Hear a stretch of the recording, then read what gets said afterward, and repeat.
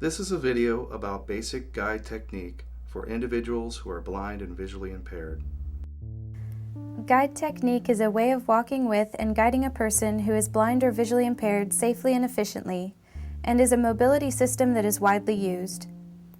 The guide acts as a travel aid and is always in the lead. The guide's position ensures safety in the same way as other primary aids or devices. Guides can be blind, visually impaired, or sighted. Guide technique. In this clip, a young woman who is visually impaired is guiding her friend who is blind down a hallway, and they turn into a doorway. The person being guided should walk one step behind and to the side of the guide, following the movement of the guide's body while walking. The guide's arm should be at her side in a natural and comfortable position, and the traveler should have her arm at a 90-degree angle. The grip should be firm enough to assure continuous contact, but should not be uncomfortable for either party.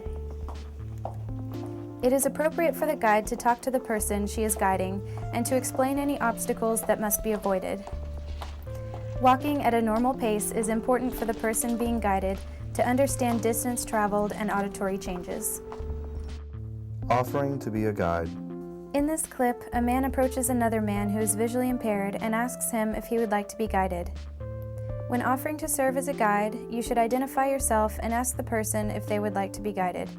If so, touch the back of their hand with the back of your hand, and the person will run their hand up your arm to just above the elbow, fingers on the inside, thumb on the outside. It is not appropriate to grab a person unless that person is facing imminent danger. Changing sides. In this clip, a woman guides a man who is visually impaired down a hallway. Midway down the hallway, the traveler changes to the other side of the guide. Let's change sides. Let's change sides. Either party may initiate this technique verbally, and this can be done while stationary or moving. The person being guided contacts the guide with his free hand, extends his arm fully while stepping in behind the guide, trails along the back of the guide while maintaining contact, and reestablishes basic guide technique with the guide's other arm. It is important for both parties to maintain continuous contact while transferring sides. Walking through a narrow passage. In this clip, a woman is guiding a woman who is visually impaired through a library. They approach an aisle and the guide initiates the narrow passage technique by moving her arm towards the small of her back. This indicates to the traveler to walk behind the guide, and she should slide her hand from above the elbow to the guide's wrist. The person should walk with their arm extended so they do not step on the guide's heels. The guide and the traveler will then occupy one person's width instead of 1.5 body widths. When the narrow space has been negotiated, the guide returns her arm to the basic guide technique position naturally by her side. The traveler will respond by returning to just above the elbow of the guide. Walking through a doorway. In this clip, a man is guiding a woman who is visually impaired through a doorway. The person being guided should be on the same side of the guide as the hinges of the door. The guide should verbalize whether the door opens toward or away from them, and if it's on the right or the left. The traveler should use her hand to catch the door as the pair passes through the doorway. The door is opening on our left and away from us.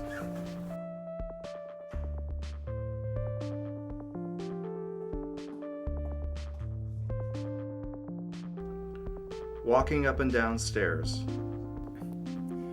In this clip, a woman is guiding a woman who is visually impaired. They walk down a hallway and approach ascending stairs. The guide should tell the person she is guiding if the stairs go up or down.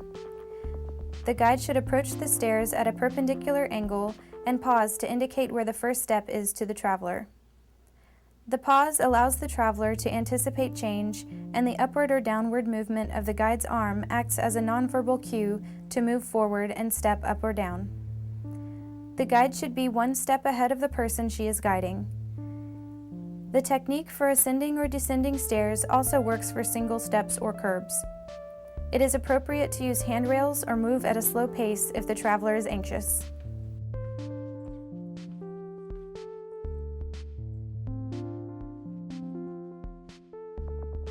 Making a turn, reversing directions. In this clip, a woman is leading a woman who is visually impaired down a hallway. They stop, reverse directions, and continue traveling. Reversing directions is a technique which enables the guide and traveler to turn 180 degrees without using more space than they currently occupy. Either the guide or traveler may initiate the reverse of directions. The pair stop walking, the traveler releases the grip on the guide's arm, both people turn toward one another, completing 180 degrees, and the guide reestablishes contact with the traveler by offering the back of her hand. Seating at a table with chairs. In this clip, a woman guides a woman who is visually impaired to a chair at a table. The guide places her hand on the back of the chair so that the traveler can slide her hand down to make contact with the chair. The traveler can then pull the chair out, clear the seat, and sit. Seating at a couch or bench. In this clip, a woman guides another woman who is visually impaired to a couch. The guide approaches the couch and gently leads the traveler to contact the seat with the front of her legs. The traveler can then feel to see if there is a back to the seat and if anything is in the seat before she sits down. Auditorium seating. In this clip, a woman is guiding a man who is visually impaired down an aisle to a row in an auditorium. They pause at the desired row and begin sidestepping into the row.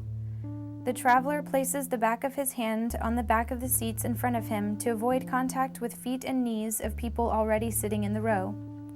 When the seats are reached, the guide pauses while positioning the traveler in front of the intended seat, and they sit. Crossing the street. In this clip, a man guides a woman who is visually impaired across a street. As with stairs, it is important to square off with curbs so that the traveler can step straight up or down. The guide should be positioned between the traveler and traffic for safety.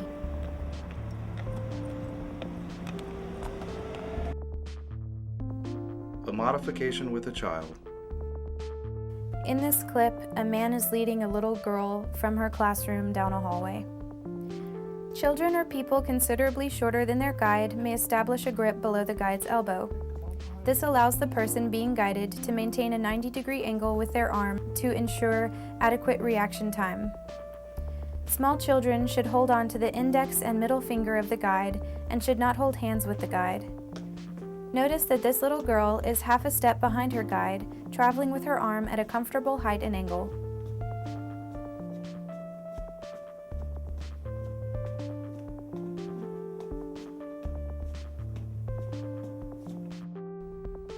A modification for people needing additional support.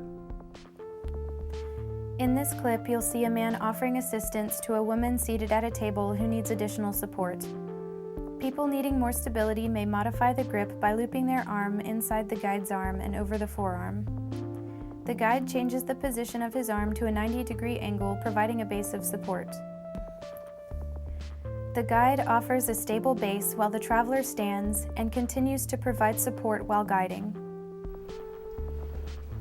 Hi Linda, it's Frank. Are you ready? Yes, thank you.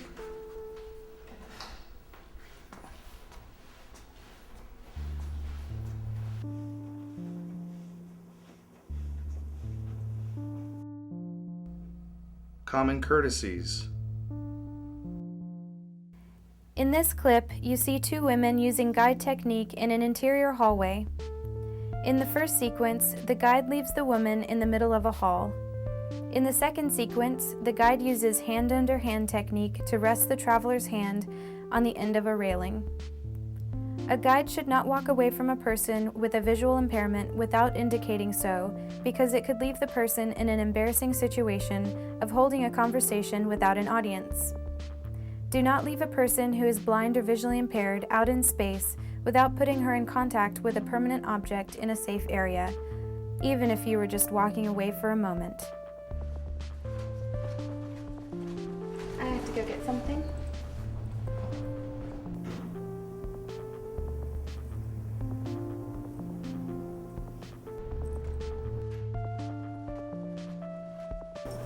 I have to go get something.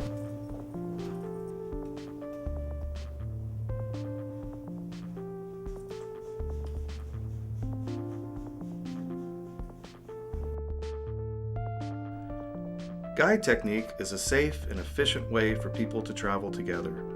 However, it is a dependent way of travel. There are other travel techniques used by people who are blind that are independent and do not rely on another person, such as the use of a long cane or a dog guide. When offering to be a guide, always make sure that the person wants to be guided. Reference 1. Hill, Ian Ponder, p. 1976. Orientation and Mobility Techniques, A Guide for the Practitioner. New York, American Foundation for the Blind. Reference 2. Lugro, S. Weeses, M. 1994. Orientation and Mobility Techniques for Independence. Wellington, Dunmore Press. Actors C.J., Cassie, Charlotte, Frank, Linda, Micah, Sarai, Zach. Content producers Charlotte Simpson, Frank Vanderpool. Video producers Mike Bicknell, Kendra Doherty. Video editor Mike Bicknell. Executive producers William Doherty, TSBVI Superintendent. Cyral Miller, TSBVI Outreach Director. Rona Pogrund, Ph.D., Associate Professor at Texas Tech University. Deanne Lechtenberger, Ph.D., Project Director for Project Ideal. This video has been a collaboration between Texas School for the Blind and Visually Impaired Outreach Programs and Project Ideal. TSBVI contact 1100 West 45th Street, Austin, Texas 78756, USA. Telephone 512-454-8631. Website www.tsbvi.edu. Project Ideal contact website http://projectidealonline.org. Song credit Analogs by Moby. Copyright Moby at www.mobygratis.com. Video copyright TSBVI and Project Ideal 2010. All rights reserved.